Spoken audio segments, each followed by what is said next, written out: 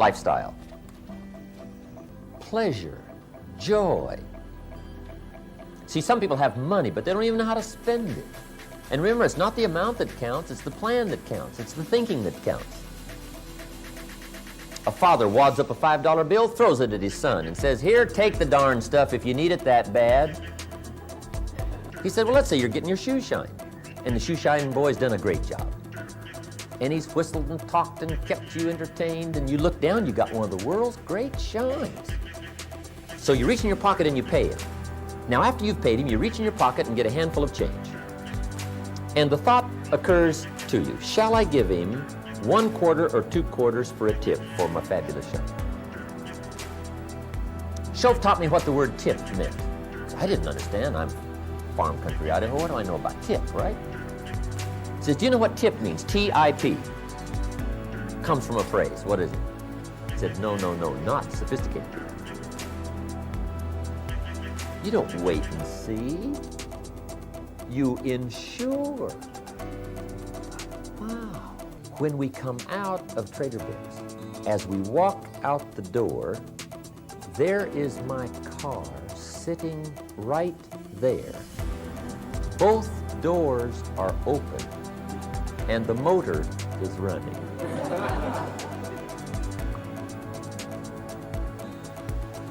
My lady can't believe it. I said, "This is really good."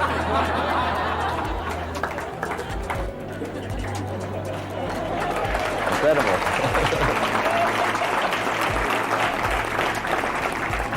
Lifestyle.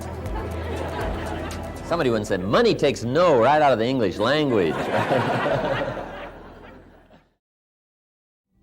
Here's the last subject under personal development.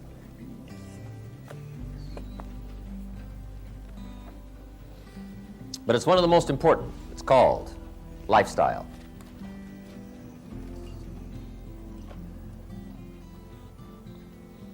One of the major projects to work on is how to get joy from your substance.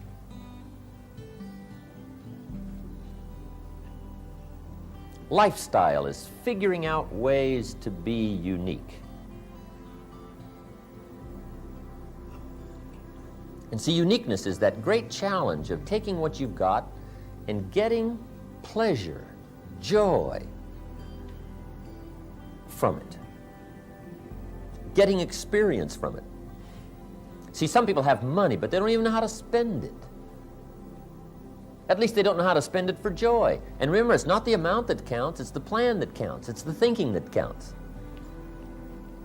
A father wads up a $5 bill, throws it at his son, and says, "Here, take the darn stuff if you need it that bad." See, same $5, right? Same $5.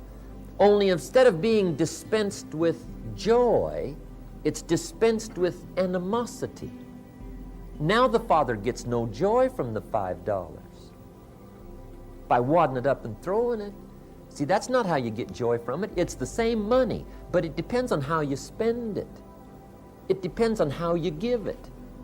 And how you give it is called lifestyle. And Shof taught me lifestyle in the simplest little ways.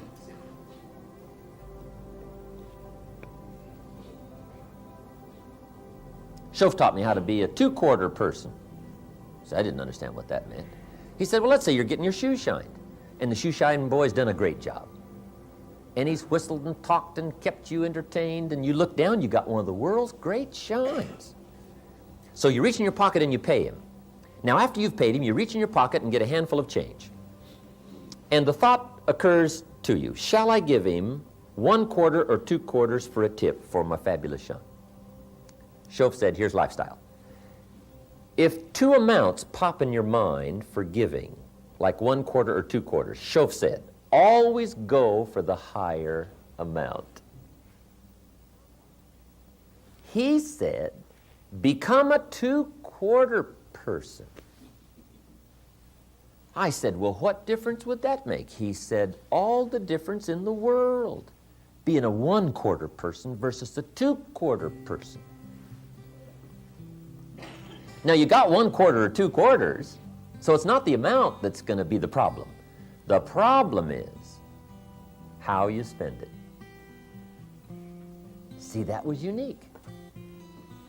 He said, if you're thinking 2 quarters, look at my shine, I better go for 2 quarters. And they say, well, no, I'll just give him 1. He said, that will affect you the rest of the day. It'll bother you. Sure enough, right in the middle of the day, you'll look down, see your shine, and say, I got to be cheap. 1 lousy quarter. He said, it'll affect you. But he said, if you go for the 2 quarters, he said, that'll affect you the rest of the day. You'll be happier. Schoaf said, you cannot believe the good feelings you can buy for just a quarter. See, I didn't understand that. Then I learned it's not the amount, it's the thought, it's the idea. Become a 2-quarter person. Schoaf taught me what the word tip meant. See, I didn't understand. I'm from farm country, Idaho. What do I know about tip, right? He says, do you know what tip means? T-I-P. Comes from a phrase. What is it? To ensure promptness. Schoaf said tip means to ensure promptness. Now, he said, if that's true, if tip is to ensure promptness, when should you give it? Up front. See, I didn't know that. He said, sophisticated people always ensure good service. They don't take a chance. I thought, wow, what a way to live. I always thought, well, you waited till the meal was over, see whether or not you got good service, and then tip. He said, no, no, no, not sophisticated people. You don't wait and see. You ensure. Wow. Makes all the difference in the world, right? You're taking a couple of people to lunch, right? And you calculate, let's see, the tip will be about so much, right? You call Mary over and say, Mary, right? Arm around the shoulder. Mary, here's $10. Would you take good care of me and my friends? You won't believe the service. They do what's known as hover. I mean, they hover right around your table. Otherwise, you can never find them. I mean, where's my waitress? Where's my waitress? All the difference in the world. Same money, see, but it's called giving it up front instead of behind. Now, it doesn't mean you can do it every time, but it means you just think of ways to be unique. Think of ways, right? It works wonders. I took a neat lady, oh, this has been a couple of years ago. We went to the Beverly Hilton Hotel to the Trader Vic's restaurant, close by where I used to live. And we're all excited about going to Trader Vic's, Beverly Hills, nice place to entertain.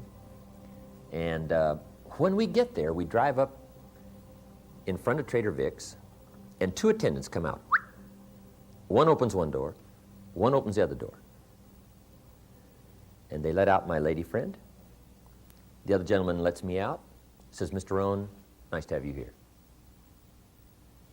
And my lady's already impressed. He said, have a good meal. I said, we certainly will. So we leave, right, go into the restaurant, have this fabulous meal. When we come out of Trader Vic's, as we walk out the door, there is my car sitting right there. Both doors are open, and the motor is running.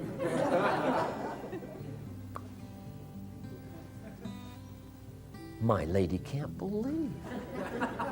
She said, I've never seen service like this. I said, hey, this is really great. So one attendant lets my lady friend in, right? On the other side, another one lets me in. They close the doors. Says, Mr. Rohn, it's been nice to have you here. Have a nice evening. I say, thank you very much, and I drive away. When we get to about the first light down on Wilshire Boulevard, my lady friend looks over at me and she says, Jim, hold it just a minute. I said, what is it? She said, I just thought of something. I said, what's that? She said, you forgot to tip him at Trader Vic's. After all that service, you didn't give him any money. I said, hey, look, it'll be okay. She said, oh, no. We got to go back. We got to go back. Go back.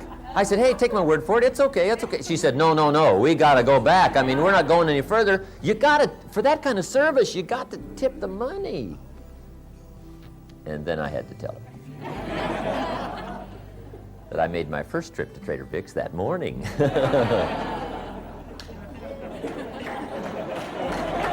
Incredible.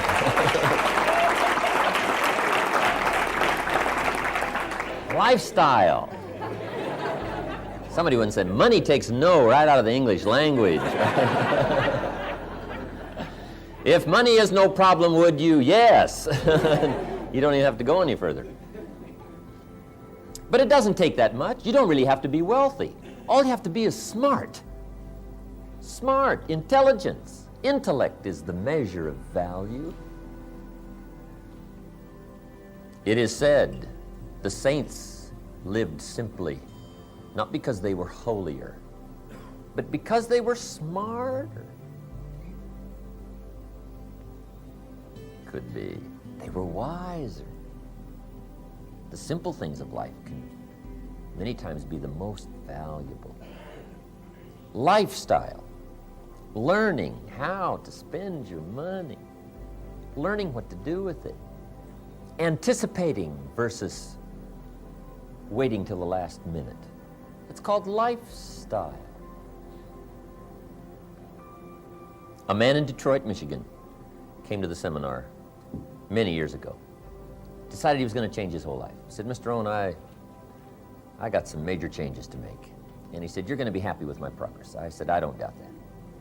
And sure enough, when I came back, a few months later, he already told me some neat stories. He said, one is, I've just been living this narrow life. He said, I've got 2 teenage daughters. And he said, it just hasn't been going that well. And he said, I can now see some of the major problems. And he said, I've been causing them. He said, let me tell you one little story. He said, my daughters like to go to some of the rock and roll concerts, right? And he said, sure enough, when it comes time for one of these big concerts to come to town, you know, my daughters come and they beg and they do all kinds of things to try, you know, finally get a couple of dollars out of me so they can go attend the concert. And he said, I'm give them all these lectures, and reluctantly, finally, I part with my money and say, well, okay, if you insist, here's the money, but I hope there's not another one in a long time. He said, that's the way I operated, reluctantly. He said, most of the time, I even made him beg. And he said, now I can see that's not the way to live. And then he told me the story. After he decided to change his life and change his whole lifestyle and his procedure, he said, I'm going through the paper one day and I found out one of the rock concerts is coming to town, and it's one of my girl's favorite rock stars coming to town. So he said, now with my new life in view, he said, I go down and buy the tickets. And he said, I brought him home. When they got home from school that day, he said, I handed him an envelope and said, here are your tickets to the next concert. He said, the begging days are over. He said, my daughters couldn't believe what had happened. He said they were so happy, terribly excited. So he gives them the envelope. Now he says, don't open the envelope until the evening of the concert when you get there. They said, okay. So comes the evening of the concert, and his 2 daughters rush off to the concert. When they get there, they hand the usher the envelope. They open it up, right? And inside, they take out the tickets. And the usher says, follow me. Takes them down front. 10th row, center. They can't believe. They say, hey, wait a minute, hold it. Let's take a look at those tickets again. This can't be. He looks at the ticket and says, yes, it is. Just follow me. 10th row, center. See, before then, all the tickets they begged for were way back up in the balcony right, where you couldn't see hardly. They couldn't believe it, 10th row center. He said that night, a little late, just to see what would happen. He said, sure enough, the concert's over. Girls come home about midnight, bursting through the door. One lands in his lap. One's got her arms around his neck. They say, you have got to be probably the greatest father who ever lived. And he said, guess what those tickets cost me? $8. $8. You can't believe how for such small amounts you can change your whole life by changing your attitude, your procedure, your lifestyle, anticipating versus being reluctant, figuring out ways to do it with joy instead of animosity. Lifestyle. If there's one thing to start working on in a heavy way after you leave here this weekend, is figuring ways to be unique.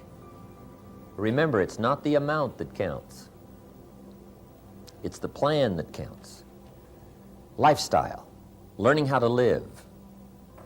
See, once you've put this all together, you will anticipate every day. You can't wait for the morning to come. You can't wait to get started. You can't wait to get at it. You can't wait to put your plan into action. You can't wait for all the little surprises you've got ready for some people. You can't wait to execute lifestyle and be more productive and progressive and learn and grow. And of all of the things we've covered here in these 2 days, this is one of the things that can affect your life so much that now it will be an investment in your progress. It'll be an investment in your language. You can't believe what it'll do in getting you a promotion on the job. All things will reflect what you do concerning how you live, lifestyle, and what you do about your family and yourself and your money and your substance and your time and your talent and your ability. Don't just live your life, design it. Don't just exist. Grow, change, develop, become unique, and it'll add a whole new dimension to your life. It's called lifestyle, part of personal development.